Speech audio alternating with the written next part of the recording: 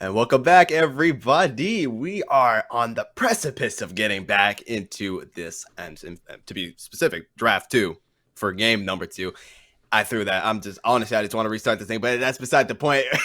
Anyways, Rude, do you think that there are any bands that we already can kind of, you know, guess from about a mile away for this next game? No. I think that the ones that we're going to see are. I don't think that anything was particularly problematic on either side. I think that the styles of which they played didn't suit how Team Fish Tackle would have wanted to win. It's obviously 3P versus TFT, the second game where 3P were able to take their win. Like I say, I don't think that anything on the 3P team was particularly problematic. There's that argument that you may ban Wukong just because Wukong is so prevalent and so strong. But overall, I think that just the style with which Team Fish Tacos I had that tried to approach, I think the style with which they tried to approach didn't quite fit, didn't quite work. And as opposed to changing the bans that they give to 3P, they're probably going to change the picks that they opt for. Okay, yo, Team Fight Tacos. Maybe that's the new team name after this. Who knows? We'll have to wait and see. But anyways, okay, I thought for sure you were gonna say that we might just see the Talia or something like that be taken off the board. But I mean, it's true. At the start, it definitely was very, very even, I would say. But overall, I just feel like a lot of the synergies that came out from third party and also some of the rotations just allowed third party to take control of that game and then hold on to it. And especially messages. I mean, that wall at the end there, that was huge. It was huge, but it was also kind of brutal. We're just looking at Team Fish Tacos, just like they're running. It's like Scooby Doo. They're running toward the door, and then the door just closes behind them, and you're like, well, well, that's it, I guess. We're not getting out of this one. Yeah, look at that, right? You got the replay coming out from it as well. There we go. Winter, right? They have to leave him to die because he is in that death realm. There's just nothing they can do for him. You see Limo, Sonar, and Toasty all running for their lives, and there it is. The dreaded wall. I feel like at this point they realize, yeah, we are dead as can be. And yeah, they all just go down. But there is still room for redemption. And so now that we are in draft for game number 2, let's see if these predictions of ours are going to come true or not. Yeah, of course. And third party did take game number 1. Overlay above may not have you believe that, but they did indeed. They are 1-0 up in this series. And a reminder that this is a elimination match. If 3P win this, they secure themselves a 2-0 and send themselves straight through to the next round. Up or whoever it is that they end up having to face. Still don't know which that is going to be yet. But Team Fish Tacos down 1-0. They need to win this game to stay in the tournament. Or the tournament just ends here for them. It's over. Yeah, absolutely. Already seeing, like you were saying, we were going to see that 100% ban rate for the Rengar here being dropped once again. The size will be staying the same as well. Did not opt to switch it around. And so overall, we're just kind of seeing a rerun of the bans from game number 1. Yeah, like I say, I think this is, well, at least for 3P, if it ain't broke, don't fix it. They're probably going to be quite happy to just sit back and go, hey, I'm quite happy with the same bans. I'll run the same comp if you want me to. And if they give 3P the chance, that is pretty much their prerogative to do so. Now, last bans this time round were Lilia and the Gwen on opposite sides as to what we're going to see them. But we'll have to see if 3P opt into anything different. Like I say, expectation is that they won't. Chances are that Team Fish Tacos maybe opt into the Wukong ban and then give up the Lilia instead. And we'll have to see whether or not that's something that they can go for. True. Already, like it called, third party taking the Gwen off the board, and now it's all up to TFT here if they want to switch things around or if they're going to keep it the same. Really keeping us waiting right now, really discussing it right now. Like, come on, I'm trying to see what's going down here. They could do what you suggested. They could ban Talia, and then we have this trade of powerful junglers, where they trade Lilia for Wukong. The issue is, I think that the Lilia side of that matchup really does come out on top, and it looks like the Team Fish Tacos sort of go, yeah, you know what? We will go for we'll not go for the ban changes. We'll change what we do in our rotation, in our picks. So 3P, as you would imagine, they're likely going to lock in this Wukong, and they're probably just thinking about what comes next, what comes after this. Because for Team Fish Tacos, they need to change the game plan. Either that it didn't work, or they could even go for the truly salty run back, where they play the same comps and they don't give them Baron at 20 minutes for a Cloud Drake. Yeah, that definitely would be a pretty good move. I'm not gonna lie. Probably don't want to give it over. Oh, they're snatching it though. They're taking the Talia. They're like, this is how you really play Talia. Let me show you how to do things around here. Yeah, and this is the perfect adaptation that you want. You mentioned that you may expect to see it banned. Even better, if you can't beat them, join them, take the Talia for yourself, pick it up, and try to immune some of the mobility that third party already have in their composition. You expect more to be picked up as well. You know, Wukong wants to go deep diving into the enemy backline, so odds are there's going to be another champion that wants to go diving with him. More mobility into the backline means more priority, more value from the unraveled earth of Talia. So, really good pickup to start off for Team Fish Tacos, and already a better look, I suppose, to their draft. Yeah, absolutely. And then the Ezreal is going to get picked away from third party, which, you know, is pretty crucial, seeing as we do see the karma coming out for Team Fish Tacos. It would have been awesome to see them kind of steal like all the picks from third party and be like, we're going to beat you with what you just beat us with. But we do see the Orin getting locked. That was one of the final bans that came out from Team Fish Taco in draft number 1. So I'm curious to see if we're going to actually get that performance from Traffy and understand why it put the fear into them. Yeah, and then the question now for Team Fish Taco is, do they just match top lane? Because there's a lot of mix up in where our picks already are. We have a support / mid lane in the Karma, who, you know, could even be a triple flex, could be that top laner as well. Instead, it looks like we're just going to go jungle. Obviously, there is still that flexibility between the Volibear into the top lane, Talia into mid and jungle, Karma into all 3 roles effectively. We can't definitively say, but I feel like this is very telling from Team Fish Taco that they're going to probably just opt for Volibear jungle, the Talia mid lane into the Karma support, and if they don't go for something unique and off the wall with where they place these champions, I think they've really hamstrung that red side advantage as to, you know, they're not keeping those cards close to their chest. They're just giving it up for the first phase. Yeah, gonna have to wait and see the bans coming out now from third party. The Jinx being taken away, and the Syndra and Victor. So a lot of mid lane focused bans here coming out from Team Fish Taco. Now that I would assume that most likely they will send that to Liam, and just kind of want to mitigate some of the matchups that Toasty would have to face. Yeah, Syndra and the Victor both have that slight range advantage in the laning phase, and even if it's not through you know, the ability to fire off you know, the Qs from Talia, there's that long range of the Scatter the Weak, which obviously is better than Toasty's, what he'd be able to do on Talia, and then Laser in the laning phase also can be fairly obnoxious. So nice bans coming through. Team Fish Taco now with 2 ADCs banned out are likely going to have to delve a little bit deeper into the pool. You expect that they are going to pick ADC here, given they're trying to, you know, hide last pick for what we imagine is going to be top lane here, even though they see the Ornn. But I still think that even given they flex the Tristan around, there is still that weird opportunity for them to triple flex around their pieces at the minute and lock in a potential jungler here on 5. Yeah, no, a lot of things are still open to debate, and there we go. We do see the mid laner coming out from third party. They are going to run it back once again with that support jungle synergy coming out with Traffy, with Munchie on the Wukong and Lunar on the Rakan. Oh my God, I'm getting everyone wrong today. It's just Rakan. On Rakan. There we go. Oh my! And so the answer for do it. Yeah, let's triple go. Flex. Let's do go. it. Show me mid lane. Beautiful. This is really good. I love the Nico pick here. Not only does it, you know, alleviate some of the concerns that I had with them, potentially showing their cards too early with their draft, but also Nico's a really good pick versus a lot of these champions. The Rakan, the Wukong, and the Ahri all want to go diving. The Ornn obviously a frontline. Any champions that want to go diving do really badly versus a Nico because she can't get, or she doesn't have to really try to get a good pot blossom. If everybody's just in her face already, it's very simple to just press R, and then you get that big wombo combo setup, and then you can allow for the Talia to start coming through. That's a lot of CC as well for a mid-jungle 2v2 to just eviscerate somebody off the face of the earth. You land that tangle route or the tangle bobs from Nico, and then Talia just rolls up. I've got that W. If you've got a point to go, it can probably just one-shot messages in the early stages of the game. So this, I like the 5th pick Nico coming through from Team Fish Taco. We'll have to see where all the pieces go still, because again, I've talked about the flex picks a lot. There's still a very small world, and I really don't think this happens, where we have a Nico top lane, because that also exists. Yeah, so true. We're going to have to wait until we get into the game to see where all the pieces are lined up.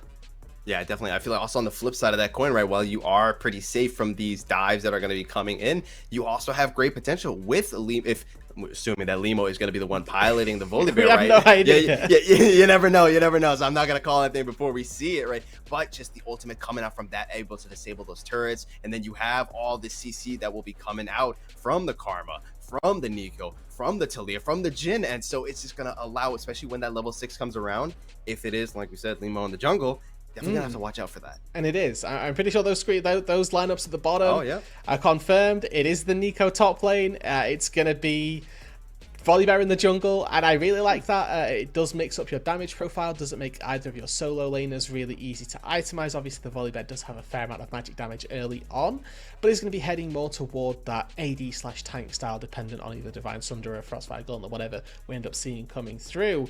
Unlikely to be, a Riftmaker Nashus to Volibear, which is something that I've seen a little bit of, but I don't want to get too bogged down in that, because you have then that, for this Volibear, a lot of CC across all boards. Volibear loves to get early engagements going, a really strong early game jungler, and I think that this is a completely different look for Team Fish Taco, something that we wanted to see from them, because their game 1 plan didn't work out. This time around in game number 2, this is what we were more expecting. Keep your eyes on Limo to see where he goes. Let's see that creative pathing, that early game strategy making, and seeing how many advantages he can generate.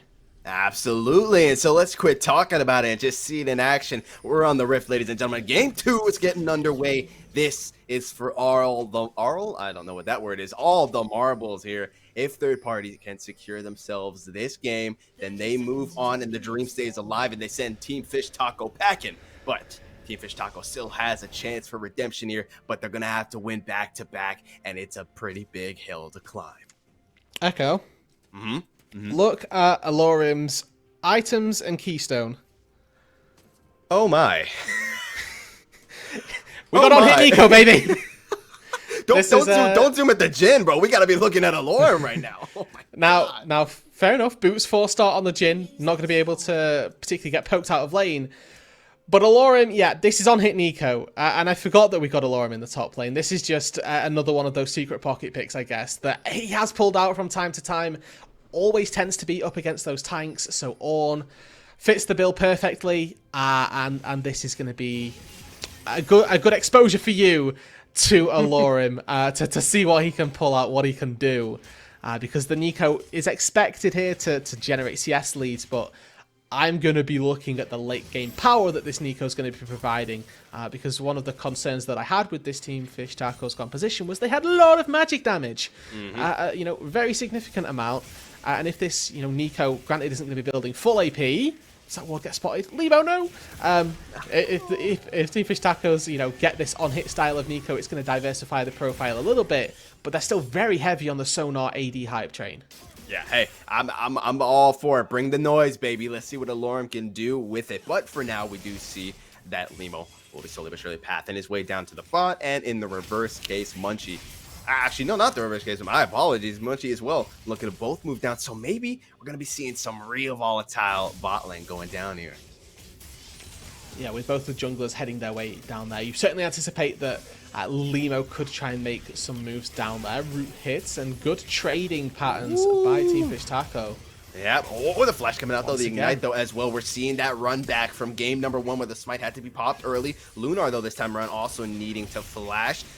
Deadly Flourish, not quite gonna connect, but Limo, he's waiting. Not quite level 6 yet, though, dude. If he was level 6, dude, you will be done. He'd be hopping over that wall like it's nothing. He is gonna wait in that push, though. See if anyone is gonna take the bait and look to check. But Munchie, he's got the sweeper, and so nothing quite gonna come out of that. Is gonna apply a little bit of pressure here. The Sky Splitter coming down as well, but ultimately not gonna find too much. Just applying some pressure and allowing Sonar and Winter to do some damage to this turret. Yeah, and as you sort of alluded to, right, this early game control around the bot lane, Limo looking for these invades, hasn't even done his own blue buff yet, going to look toward Munchie, and you can see that mid lane already missing. Toasty on his way to try and make a bit of a difference in this one. Smite available to Limo, he's going to steal away the initial part of the Raptors, but here's Winter. Ooh, indeed, the wrap around Winter used that time to get there, but the flash coming out from Munchie, I mean, that's huge. That's a flash already down to 3 minutes in. Yeah, we're expecting early game aggression from Team Fish Taco this game. Volibear warrants it, sort of demands it as the champion, and just, if Winter goes the right way here, could get killed. Oh, he's looking for something. Those empower Qs not going to land, though, so just needs to wait by his time. We see the change coming out. Is he going to find it? He's so low. No way. The passive. He's going to survive, and he didn't even, run or flash. That is so much strength of character right there from Just. He's like, I know the numbers, and I'm walking out of this one alive.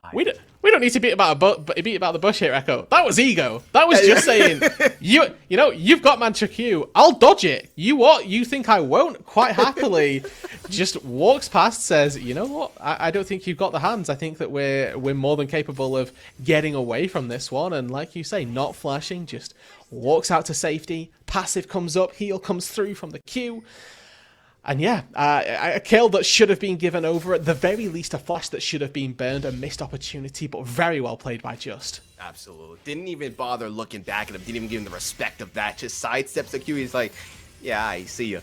Meanwhile, though, Toasty does need to respect the damage. Oh, the charm does land. That might be first blood, not quite finding the damage. So the flash will be burnt from Toasty so that the Q doesn't come back and deal the true damage. And so that will be flashed down from Toasty, and Messages has free reign to do whatever he wants now with the wave. Yeah, a little bit of overstay from Toasty there. Didn't have the mana to completely push the wave in, and then when he, starts to get engaged on by Messages with no mana, he can't really do anything to trade back. So a nice punish by Messages there, setting up potentially for another gank to come through, one that Munchie may well be able to benefit on when they ding level 6. Remember, that's a 5-minute flash timer, potentially a little bit less. We do have First Strike and potential Cosmic Insight coming through, so Toasty with no flash when that level 6 comes through is certainly a point of concern for Team Fish Taco. For right now, they are not too worried. They should be worried about the Drake going down though, because 3P are going to get this one without too much contest. Yeah, absolutely. Messages with that beautiful push there, right? Forcing Toasty to take that back just in time for the drag. And just prior to that, well, just prior to that, I would have to say, actually going deep into the jungle of Team Fish Taco, placing down that ward so that they knew that Limo would be coming up incredibly late. They take the drag, absolutely no contestation, and now Team Fish Taco a little pissed, so they're going to be trying to do the same thing, going to try and get some vision down here. And it is worth noting that whilst all this stuff is going on the map, we are seeing a slight gold lead develop. And that's largely in the top lane. Limo was expected, or rather, Alorium was expected to be able to punish this top lane matchup, got the counter pick, and has put good use to it so far. The question becomes, how much does this give Alorium? How much of an advantage does this give him in the broad scheme of the game? Can this be a carry force that Team Fish Tacos can look to? Oh, Justice looking to be that carrying force, or at least make Luna the one who can do it, because we saw a beautiful knock-up and Sonar just barely escaping that one, just trying to find it. But Winter has got his back. The chains came out and stopped Lunar in his tracks. And a really good cleanse, actually. Doesn't stop any CC, but stops the Ignite, and that keeps Sonar alive. So nice to see that you're able to, utilize your summon spells in potentially slightly more unique ways than imagined, and getting out to safety once more. Quite happy to see that happen. Noon Quiver for Alorium in the top lane. We've got a brief glimpse. Limo now down in this bot side. Sonar, not yet level 6, but can't be too far away. Oh my god, they might have just baited them in here, actually. The chains and the flash E from Lunar doesn't matter indeed. Gotta get rooted, gotta be taken down. And first blood goes into the hands of Limo. They bait him in, they reel him in, take him out. Winter beautifully moved round into the alcove there, and just able to find the swift route into the tether from Sonar. Really good stuff to stick around and just have that deadly flourish range. Even though Limo uses flash, still gets hit by the knock-up. It's a first blood generated. It's your Volibear getting that kill, and now mid lane. Yep, Toasty. Oh, never mind. We don't get to see it. He'll be okay. I'm sure he'll be fine. Because, yeah, look at that replay. Beautifully done. The tether, the flash, and the arcane shift getting popped from Lunar. But it doesn't matter because Winter is too far forward. The knockup from Just to try and buy him some time. But it doesn't matter. Limo just puts Lunar in the dirt. Yeah, that's one of those where your circles of effective range are just trying to get computed in your head, and Luna just doesn't quite have the angle to get away from both the tether from the Karma and then not still be in range of the stun from Limo. So it's a really difficult play to get away from, and honestly, it's probably one of those where looking back, you just think, well, maybe I don't flash and accept that I'm dead there, and start to play off from that. But Limo with this first blood has got a Sheen already. Sheen plus tier 2 boots is about as strong a spike as you can opt for at this point in the game, so without having that mythic item off of a first base, Limo is looking very, very strong for this scuffle. If there was to be anything around the top side, it doesn't look like there is going to be, as nobody's particularly interested. The Swift Herald gets taken down, and now you question once again, where's it going to get used? Who is going to get given this gold? Yeah, absolutely. I think a big point to mention as well, right? Flash is down for Lunar and Just, so if they are caught in that bot side, that turret won't protect them, right? Limo has that ultimate, is level 6, so that's online. So that's so much escape potential down for the both of them. Now, of course, obviously Lunar and Just, they have the dashes and the hops. They are incredibly mobile, but maybe we see something come out here. Nah, Tether's not going to connect. There it is, that arcane shift, always allowing Lunar to get out of harm's way when it does finally work out. And with two people shadowing on this bot side, never really felt too endangered. You can see that Munchie and Just could have got there within a fairly speedy amount of time had it been necessary. But we do get to a little bit of a pan to this top lane. Really worth pointing out how many plates Alorum has been able to take. The issue that we're going to be seeing is that Ornn, a fairly weak side champion, right? You never really want to gank for an Ornn. A fed Ornn is going to be relatively the same amount of priority and teamfight capability as an underwhelming Ornn, I think, is one that we're going to have this game. Still has that Call the Forge God. The issue is then translating into, well, how fed is Nico going to get? What kind of gold is Alorum going to come out of laning phase with? If he can take 3, 4 now plates and give him a couple more minutes, potentially this entire turret. We're 10 minutes into the game, and this turret's almost gone. And this has been solo work. Yeah, and the beautiful vision set down in that bot lane, right, is what's allowing Alorum to push that and have no care in the world. He sees that Munchie's down there. He can see the fact that Toasty is in that mid lane, and so he doesn't have to worry. He knows that he's in a great position, grabs that turret, gonna grab this cannon minion unless something doesn't go his way. We'll grab it, and we'll just head back.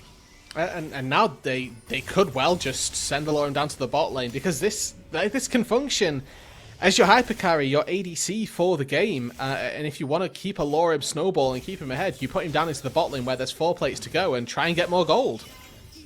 Yeah, indeed. Lunar, once again, stuck under this turret. Just is finally here as well to help his boy out. Drag is on the map now, so we should be seeing Limo making his way down there as we see Sonar and Winter looking to just shove this whole wave in here, trying to get some plates as well. And there, are we maybe going to see that ultimate? Flash is still down for Lunar and Just. They do still have heal, and there it is. Hops over, but it doesn't disable the turret, but it doesn't even matter. They do way too much damage. The charm coming up from Just, but Winter with the flash to get out of that.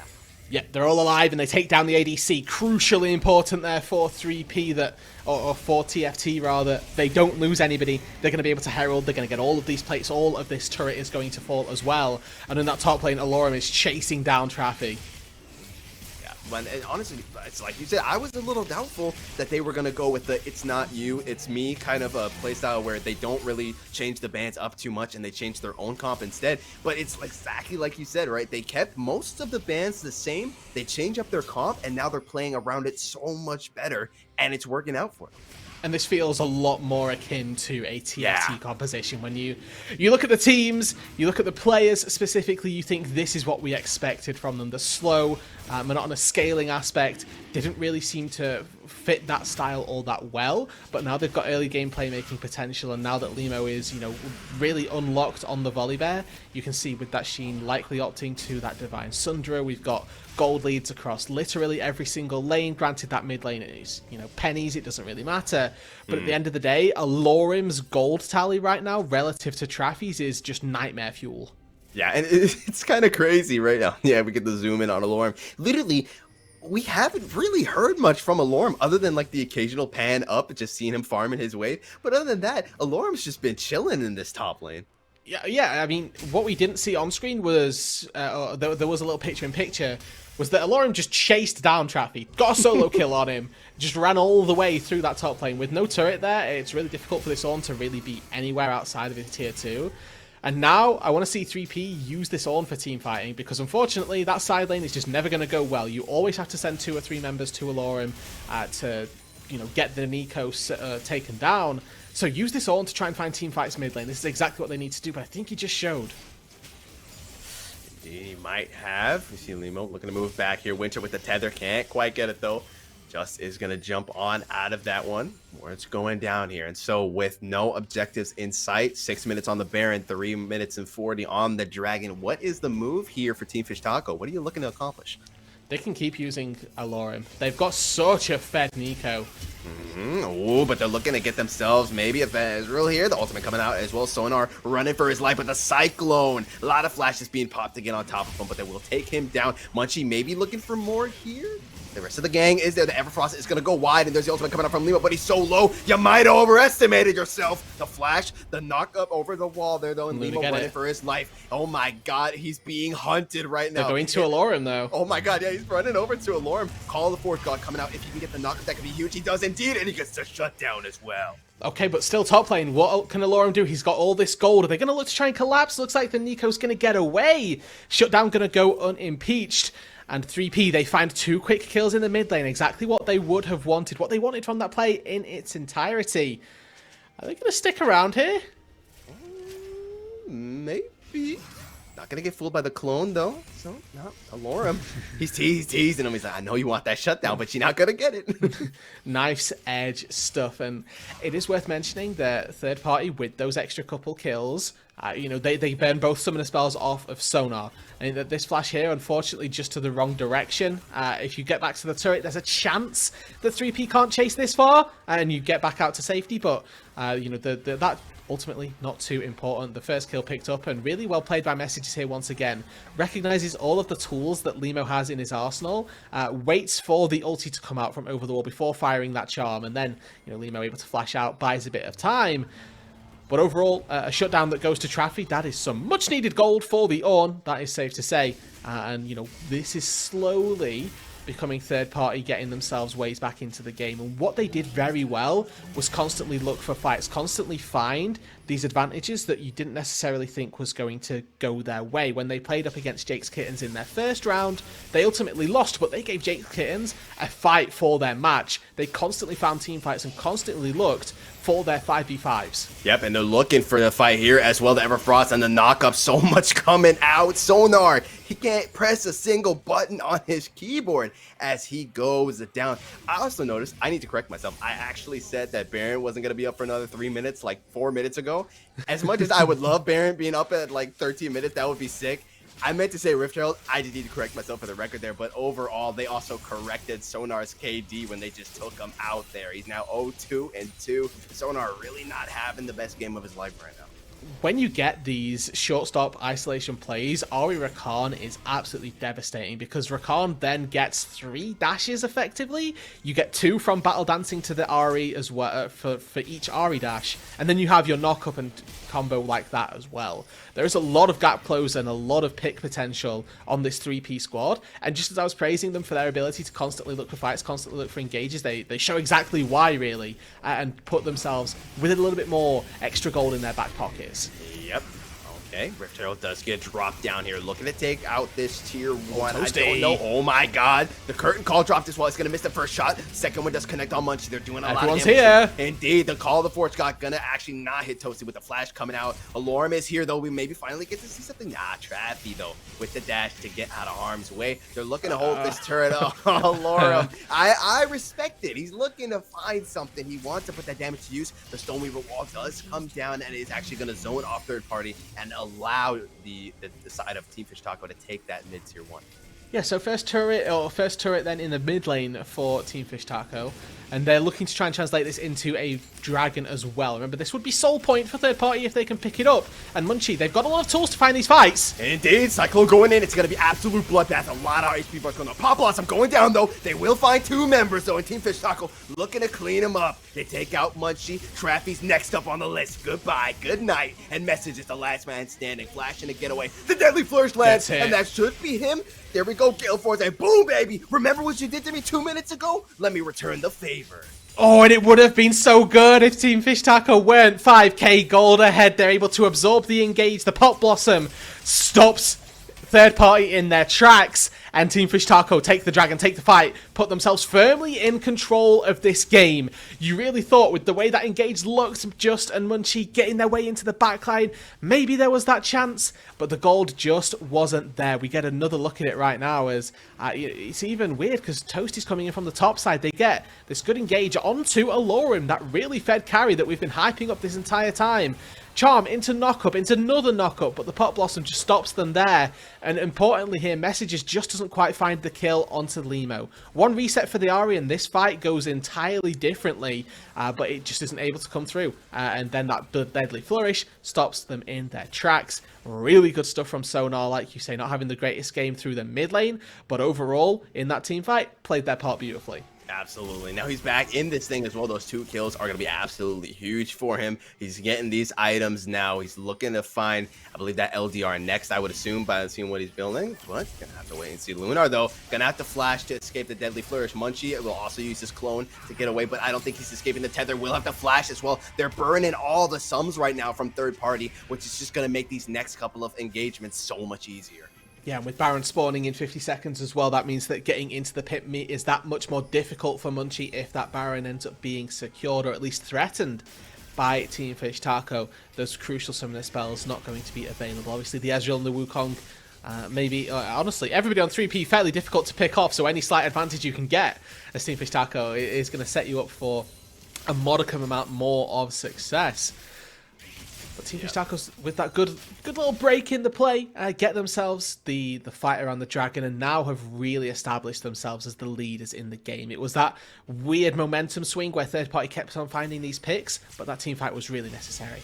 Yep, and now they're looking to take out this bot tier 2, which is going to be necessary for them to be able to move around the map with even more ease. They got that damage, but they do want to back off. Don't want to risk anything. Just a few more auto attacks. There we go. Sonar going to take it down with a nice crit. And so with that down, that opens up so much more of the map for Team Fish Taco.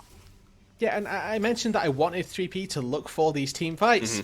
Of course, their issue is that when they team fight up against Alorim, those concerns of a Nico don't go away just because the Nico's on hit. Alorim, with this on hit build, still has Pot Blossom. Is still able to really run you rampant if you don't have the damage to cut through her early on. And we got to see that sort of pretty much exemplified in that prior team fight.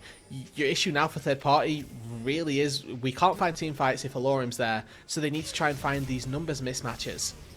Yep, maybe they're trying to look for something here, but might not be the fight you want to take. And it looks to me like third party have realized this. You don't have the numbers this time around, and so instead third party going to fall back. They thought they found something, but nothing quite on it. And overall, you know, just want to apply some of that pressure. Want to make sure that Team Fish Taco know they're not going to get that Baron for free. But Alorim with the attack speed doing so much damage, shredding through these turrets, and Traffy on his way to match, but it's going to be too late. Yeah, turret already gone. You can't give Alorim alone time with any turret, really. That is going to happen time and time again. And with the Kraken Slayer, with the Blade of the Ruin King, Traffy isn't going to stand much of a problem either. 2 levels down as well. This is really going to be a very difficult laning matchup specifically for Traffy to get away with. That's why I think it's really smart that they would send Messages to match the Nico, just because you're going to have a bit of a better time trying to dodge away from the route, dodge away and get some more beneficial trades going your way. The issue, though, that we're going to run into at that same time is that wallet diff, because they're 9k gold down. You can see the item differential here, that Message is trying to work towards that Shadow Flame, but doesn't even have the needlessly large rod yet. That's one of those things as a mage where if you go back and pick up the NL rod, you're feeling very good. But if you go back to base and you have to buy components of the whole alternator, it really does speak to the state of the game. Yeah, absolutely. Oh, got another question going on this time around, though. Besides being talented in League of Legends, what else are you good at? And Limo it is with the I have my back. Oh my god, I can't even speak. Let's go. Black belt in Taekwondo and play AAA baseball. Okay, yo, chill out. What does AAA mean in this context? Top tier. Okay, based. Very good. Based indeed. And he's you know what? He's performing IRL and he's performing on the Rift right now, seeing as he is 3-1. But let's see if it's going to be enough to win this fight. Yeah, Weaver's Wall getting dropped, and that's boxing in the members again perfectly. The Orenhorn gets dropped, though. Actually, a lot of damage. They find Toasty. They find Sonar as well. Maybe that Weaver's Wall wasn't what you were hoping to see. You see the Pop Blossom getting dropped, though. It's going to buy Lawrence some time to get away. And Limo, meanwhile, does ulti down, but he's too damn low. He's going to go down. True Trap Barrage comes through, and it will still find him. Will take out Munchie in response at the very least, but that is still a 3-for-1. Third party find the fight somehow. They get boxed in and, you know, backs up against the wall. They kick out. They come out swinging. Traffy maybe a little bit issue. No, he's fine. No smite here for either of the teams, so potentially Winter can come in, sneak in with a Mantra Q, steal it. And Lauren may look to make a montage play. 4v2, but health bars, weirdly, Team Fish Taco favored. Yeah, now's would be the time if you want to make some kind of play happen. Look to find it. Can't quite get it, though. Would have been sick, but Lauren won't be able to grab it, and so instead, third party will go ahead and secure that dragon. They're on soul point now, so in 5 minutes time, if they can repeat this, they'll be grabbing themselves that cloud soul. Okay, and Alorim's still fishing here. Just stopping the backs. This is really good. This is really good. Look at the rest of the team. Ooh, Sonar, Toasty, Limo already darting toward the Baron. Stopping these resets is a lot more impactful than just being annoying. Teleport up to this top side. This Baron is gone. Absolutely, TP going out through, and so that should be free. Indeed, Munchie has a slight suspicion, but there's no vision, so they don't really know for sure. And so they're just like, you know what, we can't do anything here. Free Baron into the hands of Team Fish Taco, and they're looking to flip the script on what third party did to him last game. Yeah, this time round it is a really good map move in terms of, well, we have tempo advantage here. Third party, they had to reset. That fight was always going to be difficult for them, despite the fact that they won. They had to do a lot of battling to get there, and just really good from TFT to say, hey, you know what, we've got the window where you've got to go back to base. We are going to be jetting it from base and securing now the Baron buff. Alorim in this side lane, if he wasn't scary enough, just got even harder to deal with because it's going to be a mountain of super minions. Level 16 to Traffy's level 13. We've seen the difference that the Ornn can make in team fights, but in this side lane, it's still very difficult. Ooh, but they're saying we're gonna shut you down in your tracks. They're looking to find a Limo. Was chilling though, and there's a Cyclone getting dropped. Pop Blossom as well. They're gonna try and find the damage. The True Shot Barrage, a lot of damage coming out. Limo as well. It's just loaded down, and they grab Alorim. The ultimate coming out from Limo, and suddenly you don't seem like you're too dead. They're trying to find the killer. Limo so low, and it's gonna go down into the hands of Lunar. Third party looking to bring this thing back from the brink of despair. Never count third party out. Always looking for fights. Always seeing where the weakest spot is. Twice now they have found fights that they should have no business winning and have pulled this game back to even in kills. They are down 9,000 gold, almost 8,000 at this point, and they're still finding beneficial fights. They are up against a Baron, and they're about to attempt to take a mid-tier 1. That's actually insane. I feel like Limo and Alorim are just kind of overestimating the damage that they do at the moment. We saw as well, right? Limo was waiting in that bush extra long. He wanted to be there kind of like so he can get up behind him, hit him with the stun, but they just did not expect all the damage coming out from messages. The True Shot Barrage from Lunar, and there we get to even see it again. Yeah, they don't know that they've knocked up Limo in there, but Alorim gets caught out. Really nice from Munchie. Just diving into the backline. They know exactly what the mission objective is. We take down Alorim, we can deal with the rest afterwards. And, you know, Ricard, Wukong as a duo, they've got more than enough CC to set it up. Luna here, I didn't know if it was going to be questionable dashing into the volley there, but with the amount of team support that he had, it was absolutely fine. Yeah, and with that Essence Reaver, Manamune as well, just doing a lot of damage, pumping it into him. And so, slowly but surely, they're looking to come back. But still a lot of work to do. They are still incredibly behind tempo and gold-wise. And so, I guess the question would be, Rude, what's the move for third party? Or do they just keep doing what they've been doing? Yeah, I think that it's on Team Fish Taco to make it, and willingly enough, third party have punished on pretty much every single one of them, looking to find times when Alorim's not grouped up with the team and just pick them off in that stead. They've done a pretty good job at it time and time again. They've now stopped the Baron. They've kept their base largely intact. That bot lane inhibitor turret was gone before the Baron even went down, so overall, mission success for third party. They've defended the castle at this point, and right now they need to see if they can start to rebuild it up. Yeah, overall, I feel like it might have also just been a wake-up call for Alorim and Limo. Kind of like, you know, bringing them back down to earth. You're not as strong as you think you are just yet. You might need to play things a bit safer. Yeah, and you can see that there's that defensive itemization starting to be picked up. Alorim opting into the Hex drink and making sure that messages doesn't just get the one pop. It's also going to have a lot of impact if we do see just get into that backline. Granted, Rakan's magic damage not necessarily the thing that he's known for, but still magic damage coming out, and that can be the difference between being made or broken in the team fight scenarios. Drake spawning in 40 seconds. Your eyes always going to have to be on Alorim here. This has been a crucial carry the entire time for Team Fish Taco, but also Toasty has a lot of power on this Talia. 3 items already spiked. Rabadon's death cap in the inventory. Keep your eye on Toasty to see if he can be a carry force too. Yep, the TP did come out here from both sides now, as they're going to be looking to find something with Dragon up in 16 seconds. Third party, if they can secure this, that will be sold for them. Look at Just's angle as well. Oh, Lloyd looking for something here. Munchie is going to actually get Look at ripped Just down, though. And yeah, there comes the huge charm. The pop loss needs to get popped early, and that might just be detrimental. They find Alorum and take him out, and they're looking to move on the rest of the team. Meanwhile, though, Solar does pick up a solo kill, a solo bolo of his own, but down goes Limo, and all these low health bars from third party. But same for Team Fish Taco. Sonar, the only one who's really healthy at the moment, as Lunar is looking to start up this Dragon. Munchie is going to try and save face and just hold them off for as long as he can, but it's not looking like they're going to get much time. The TP coming out as well from Toasty. Oh, double TP indeed, as they're going to wait for him there. Dragon will actually still go into the hands of third party, though, so they do get that soul, and Team Fish Taco will have to back off. Third party, they know exactly what they need to do to take these objectives. You kill Alorum, you take all of the damage out of their team fight, and you take out Limo, you stop the smite from coming through. The two targets that they needed to isolate for this team fight, they find, they pick off, and they take down beautifully. Cloud Soul now secured. If Just wasn't having an easy enough time fighting these engages, he's going to be rocketing into the backline of Team Fish Taco and making it a nightmare to try and play this game. Sonar burned Flash and Gale Force to take down Messages, but the amount of time that Messages bought in that front line was more than enough to allow third party to do the rest of the damage in the team fight. Now that Flash isn't ready for Jhin, now getting away from the Rakan engage around this Baron in a few seconds is not that easy. This is that replay on the team fight, and I can't say anything else but just positioning. Beautiful.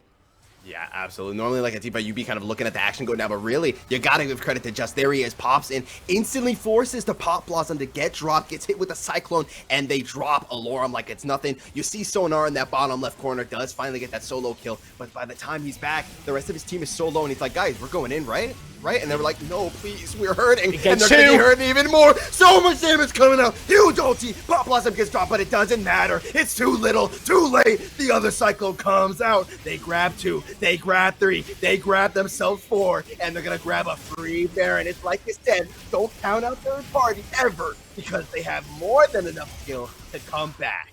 Just ban Rakan. Third party cannot lose with this champion. He is doing so well. Finding engages, finding fights. Munchie following up beautifully. They get double knockups time and time again. This time it gets them the Baron. It's going to get them the mid-tier 1 as well. This entire game they've been fighting from a gold deficit, but it does not matter. They have found the fights always. Flank angle after flank angle, engage after engage. Third party are never out of it.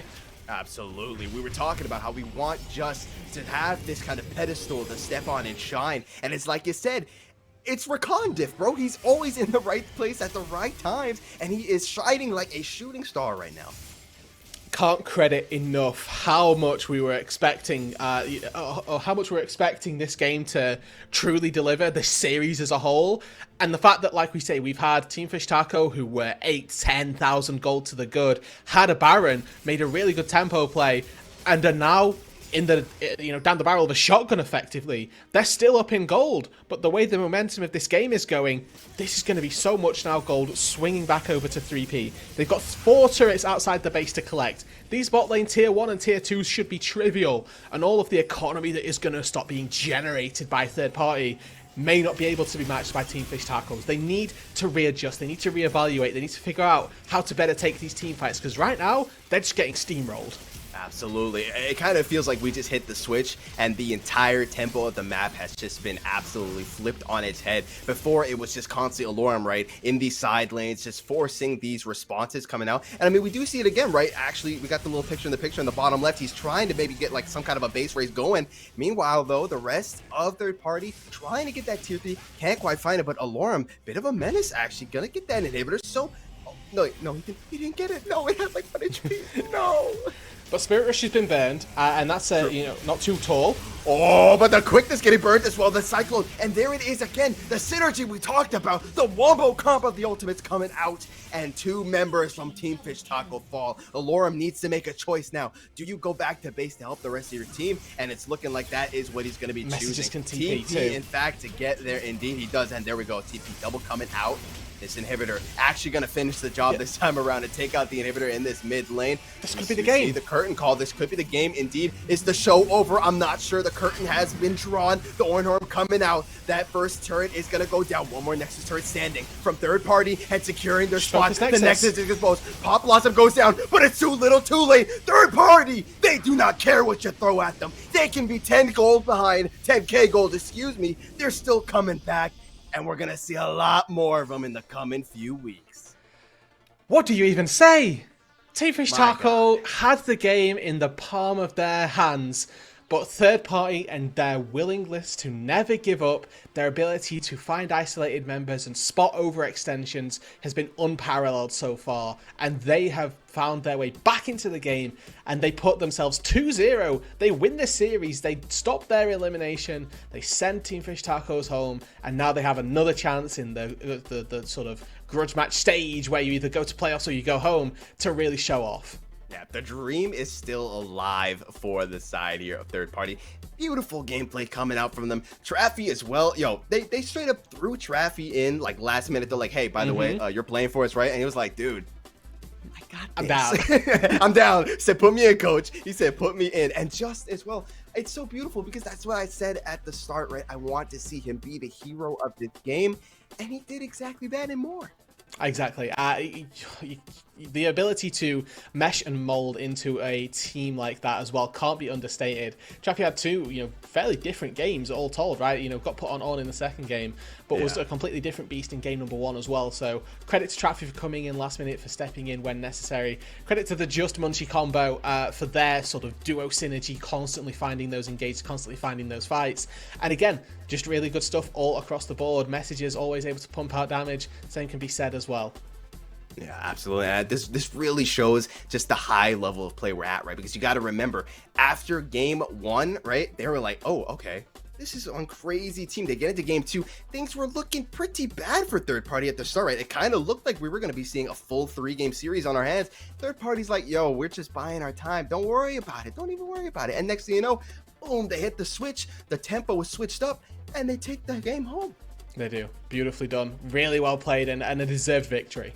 Yeah, absolutely. But we are nowhere close to being done with tonight, ladies and gentlemen. We're going to throw it to a quick break, and then we'll have ourselves a winner's interview. And then after that, we've still got a couple more action-packed games for you guys. So don't go anywhere. We'll be right back. Back, everyone. I'm here with the one and only mid laner for the winning team of today, Messages. How you feeling today, man? I'm feeling pretty good. I'm pretty happy with our 2-0 and my revenge on Toasty Alex. Pretty happy to finally beat him. Yeah, absolutely. Good to hear, man. I gotta ask you right off the bat, was this I mean, it was an amazing synergy coming out from Just and Munchie, right, with that Wukong Rakan. Yeah. Is that something you guys have really been kind of working on, honing that craft in? Yeah, that was like one thing we've been practicing in scrims for a while. That, just Andy and Just and Janen just really getting together and kind of just finding those engages, finding those clutch moments, and they performed out of their minds today. So, Yeah, absolutely, right. And I mean, were you guys surprised at all that game 2 comes around and they don't ban the Rakan or the Wukong? Yeah, it was a little shocking. I mean, they kind of got whooped by the Wukong game 1 and the Rakan, right, getting dipped to the bot lane. So I think they should have banned it, but they just gave it to them again, and then it's in history. It's all history, right? So. Yeah, absolutely. I gotta say, I was a little apprehensive to talk to you after what you did to them in game 1 with that Talia, man. That wall in the jungle was, I can't put it in words. I was like, yo, we can't even show this on stream. That was too disturbing. Okay, there are kids watching, man. How you gonna do them like that? Yeah, my wall is pretty good. I don't know if they should show the rest of what happened, but when I walled them off, I didn't even go on the wall, so yeah, you I didn't even throw it. You're like, hey, oh, we're showing it on stream, literally showing it on stream right now. Oh my god, yeah. So we get to see the replay, right? First of all, you guys take out Alarm in the top lane, slowly but surely move down, and then Traffy pulling Winter into the death realm there, and then it's just, you see the 3-man of Team Fish Taco, and then it's like the TP as well. I didn't even see you just TP'd in and sent the wall. Oh my god. If I wrote it, maybe we would have ended. So it was all like strategy, I didn't take it for a reason. Dude, not. the 6-7 brain right here. Okay, Yep. man. Listen, you gotta chill. You gotta chill, okay? You're making me look stupid over here. Anyway, couple more questions for you. Obviously, throwing Traffy and kind of into the deep end here. Were you guys nervous at all that things maybe weren't gonna work out as well as you hoped? Or were you all pretty like, we got this in the bag regardless? Actually, we scrimmed with Traffy probably the same amount that we scrimmed with Dinka. It's just because sometimes our schedules don't work out. So we've already had practice with Traffy, so we weren't too nervous. We were obviously a little thrown off because we were said to have Dinka, right? Mhm. But once we had Traffy, we weren't nervous still. We knew that we could beat them. So with Traffy or with Dinka or with Traffy. All right, great to hear. And you know what? I'm gonna ask you a question, put you on the spot a little bit. I'm curious who you would say the MVP of your team is. I personally, when we were on the desk, I said that it was just because some of his plays were awesome. You can call yourself too, bro. Like don't feel pressure, bro. If you're feeling like you're the man, it's all good. I think it's probably either Vincent or Lunar, sorry, or Just. Lunar for more of he kept my mental up the entire game. He said that it's winnable. He was calling the shots the entire game, just keeping us in the game. I feel like he kind of performed in the comp side, which you guys don't get to see. But it's either him or Just, because Just found his engages and kind of carried us to a win. So I don't know which one. It's so 50-50. Both of them played out of their mind, so they both get it. They both get it. Yeah, no, you got to give it to them, right? It's like it's a team effort at the end of the day. Yep. Beautiful to see. And you know what? You got anyone to shout out right now? Go ahead and do it, man. Probably my friends Sajed and Koik and Duel or Sam. They're all my best friends, and we always talk about everything. And they all help me practice and warm up for all my games. So I gotta say big shout out to them. All right, they're the real ones. So thanks so much to them. And with that, thank you for joining me with the interview. We're going to throw it to a quick break. And when we're back, we've got a whole another banger of a series going down. So don't go anywhere, messages. Thanks so much for being here, man. And good luck. The dream stays alive. Thank you.